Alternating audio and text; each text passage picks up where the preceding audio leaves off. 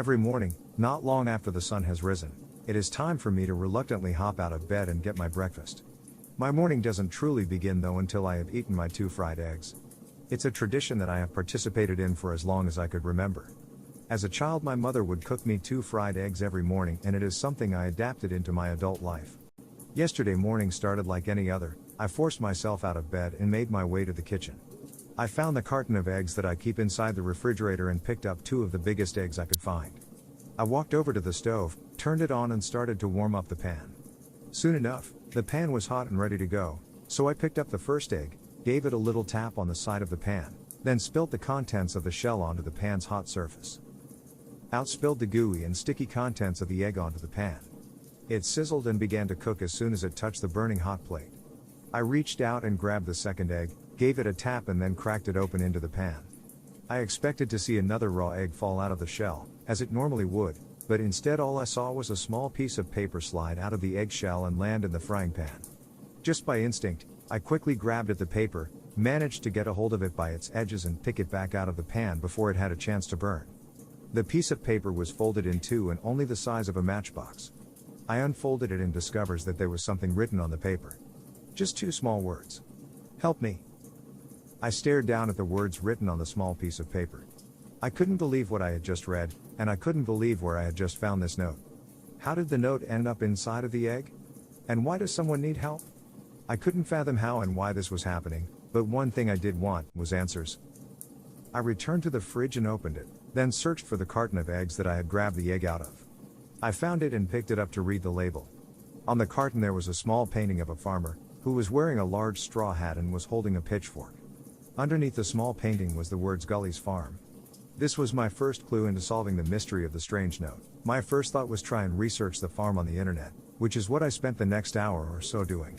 Initially, I couldn't find out anything too interesting about Gully's Farm, only an old website that greeted me with a cartoon dancing chicken.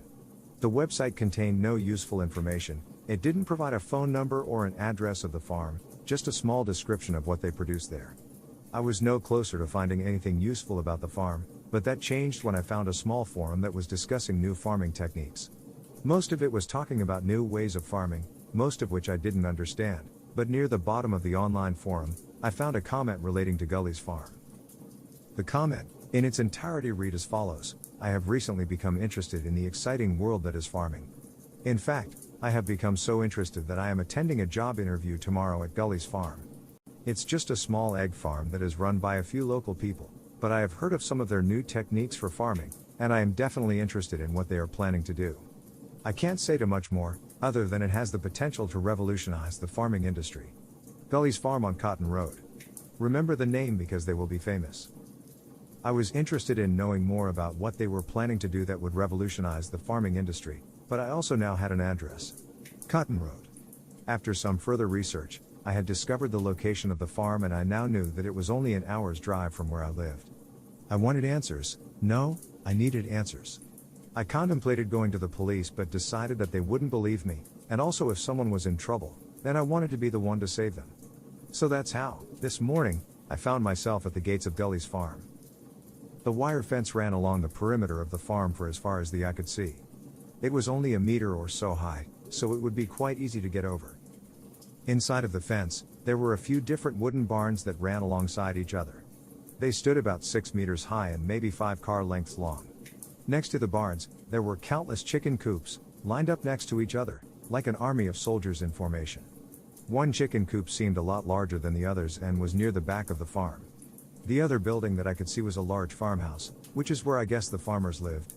The farm seemed empty apart from the light breeze that was slowly blowing across the open land. I had made it this far and so knew that there was now no turning back. After one more quick glance around the farm and seeing no movement, I hoisted myself up the thin wire fence, swung both legs over it, and jumped down the other side. I was in. I slowly crept towards one of the barns, one that seemed larger than all of the others, trying my best to not make any sound and alert anyone to my presence. I was about halfway to the barn when I heard a strange sucking sound, like a loud vacuum, followed by a wailing scream. I stopped suddenly in my tracks and looked over to where the scream had come from. It was coming from one of the chicken coops. I realized that it was coming from the large chicken coop. I was still deciding what to do when I heard it again. The loud whirring sound that sounded like it was sucking something, and then the horrible screaming sound. I recognized the scream to be one of pain, so I knew I had to help whoever was inside. I quickly ran towards the big chicken coop, expecting to hear the scream again, but it never came. I reached the coop, sweating and out of breath, but I had made it.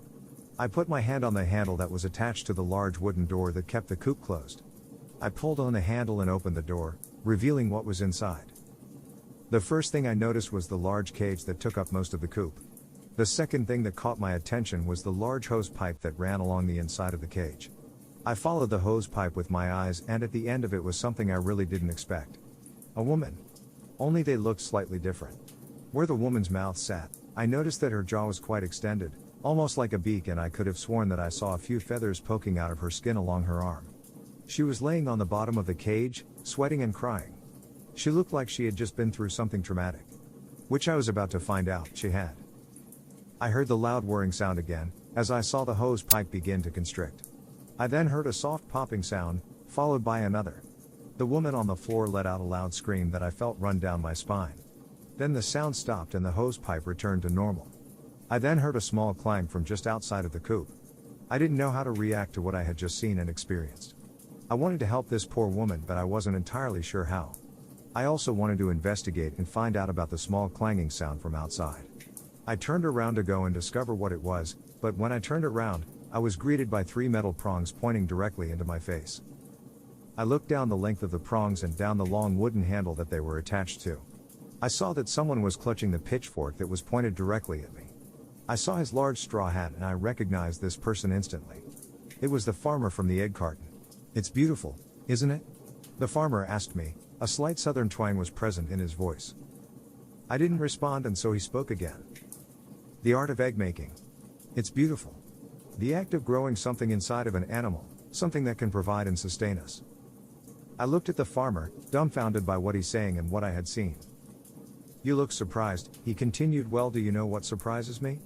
The fact that you ordinary folk thought that we could continue egg demands with just chickens. You really think we can keep up with the entire population's egg consumption with just some small birds? No, of course not. We needed something else, and here at Gully's farm we found it." It was at this point that I realized what the clanging sound outside was.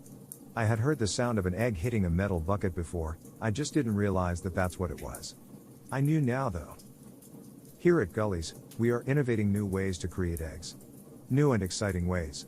Why only get a few eggs from a chicken when our hybrids here can produce a few hundred every couple of hours? The hybrids do have a lot more space to store them. It's the way forward. It's the future. The farmer finished speaking and let out a hearty laugh. It appeared that he was definitely happy with what was happening inside of his farm.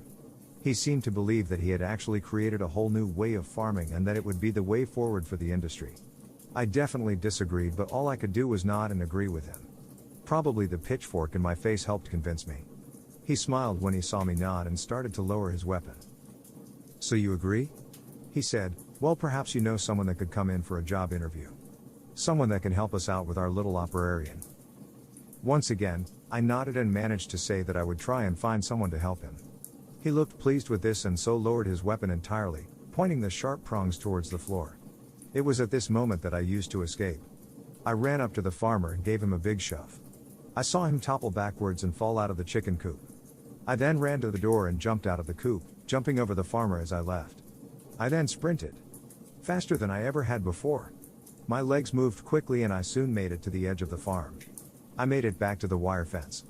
I looked back over my shoulder and saw the farmer running towards me, his pitchfork raised once again. He wasn't too far away from me now, so I had to get over the fence quickly. I lifted myself up and swung a leg over, then my other leg. As I was resting on top of the fence, I saw the farmer almost at the fence and he looked ready to use his pitchfork. I jumped down to the other side of the fence just as I saw the pitchfork leave the farmer's hand. It got caught up in the wire fence. Right where I had just been. Once I was down the other side of the fence, I continued to run. I don't remember much else after that. Just that I made it to my car, started it up and was driving away from the farm as fast as the car would go. I saw the farmer climbing the fence in my rear view mirror, but I was gone before he had finished climbing over. I have only just made it back home and I still don't know how to process today's events. All I know is that I will never be eating Gully's farm eggs again.